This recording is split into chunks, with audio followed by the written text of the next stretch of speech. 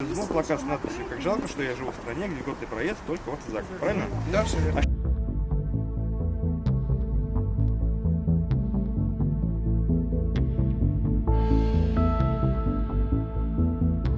Мы выстраиваемся в ряд, но плакаты не разворачиваем те, у кого они будут. Просто стоим. Плакат будет развернут только у одного человека. Когда он свернет плакат, когда он свернет этот плакат, следующий человек разворачивает.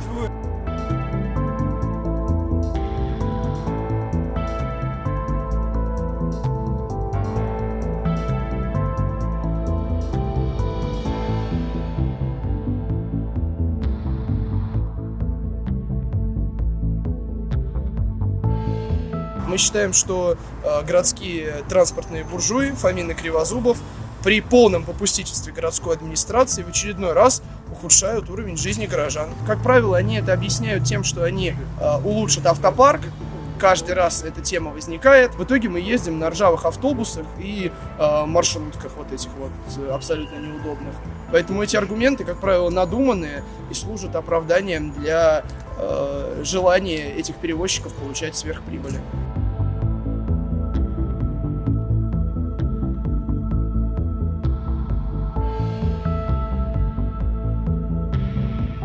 Необходимо проехать точно. Чапаева 69, Кирова 9, Ламную дверь.